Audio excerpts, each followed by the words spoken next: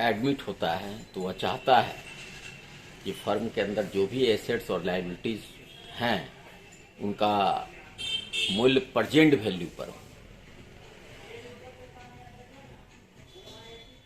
पुराने पार्टनर्स यानी कि ओल्ड पार्टनर्स भी चाहते हैं कि हमारे पास जो भी एसेट्स और लायबिलिटीज है हम उसका रिवैल्यूएशन करके करंट प्राइस पर ही उसको मेंशन करें। इसके लिए हम लोग देख सकते हैं, आइए इधर, of assets and liabilities in case of admission of new partner.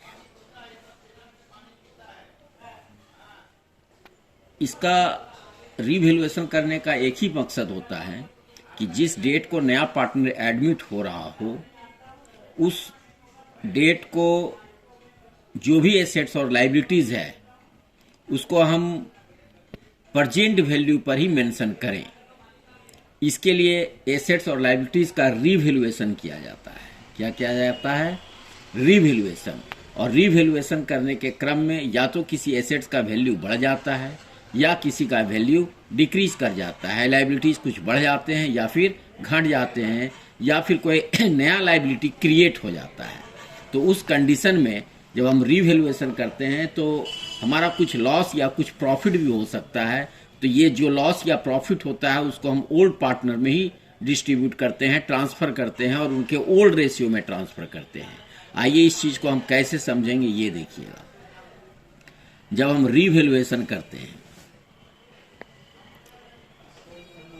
Revaluation of assets and liabilities, assets and liabilities, देखिए इस केस में दो चीजें। अगर हमारा कोई एसेट्स इंक्रीज कर जाए या कोई लायबिलिटीज डिक्रीज कर जाए तो इसका मतलब है कि ये हमारे लिए प्रॉफिट होता है। अगर कोई एसेट्स हमारा डिक्रीज कर जाए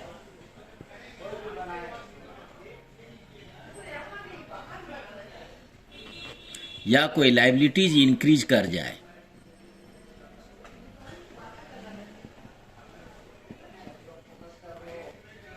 तो इस कंडीशन में हमारा ये लॉस होता है। और तब इन दोनों के कंपैरिजन से हमारा कोई नेट प्रॉफिट और net loss on revaluation of assets, revaluation of assets and liabilities to be transferred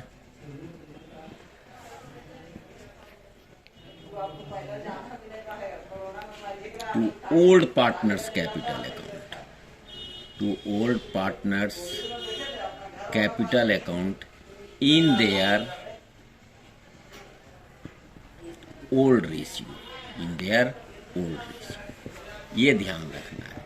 तब इस केस में ये देखिए आपके पास 3 एंट्रीज हो जाएंगे। अगर हम एंट्रीज की बात करें तो नंबर 1 इसके लिए, नंबर 2 इसके लिए और नंबर 3 इसके लिए।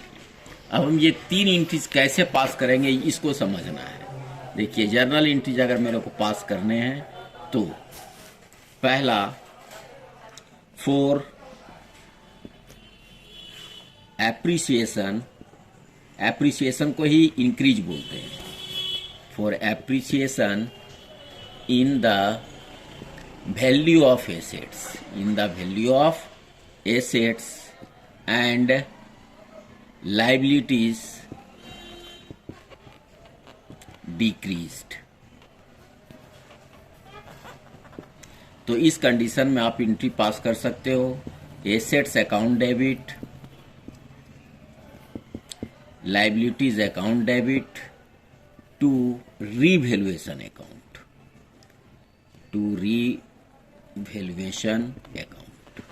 ये देखिए ये इंडिविजुअली आएगा, इंडिविजुअली, ठीक। दूसरा, अब जस्ट इसका reverse, for depreciation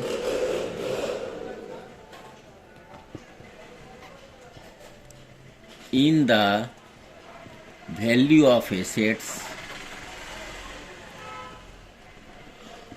and liabilities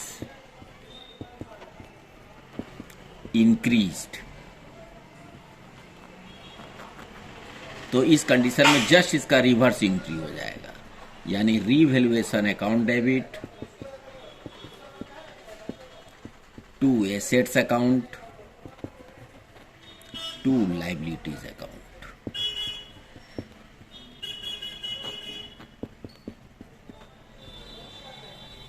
और थर्ड, अब इसके लिए हम एंट्री पास करेंगे। इसके लिए फॉर नेट प्रॉफिट और net loss on revaluation of assets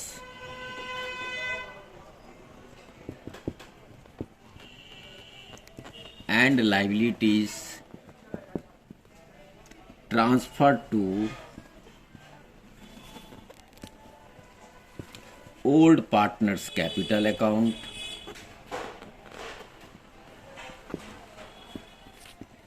in their old ratio, आइए नंबर ए इस केस में फॉर नेट प्रॉफिट, और तब इसके लिए हम लोग एंट्री पास कर सकते हैं revaluation account debit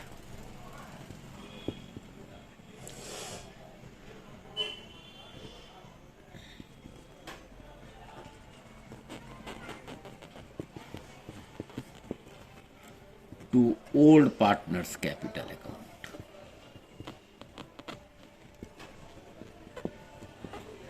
number B for net loss, तब इसके लिए जस्ट इसका रिवर्स एंट्री पास हो जाएगा old partners capital account debit to revaluation account.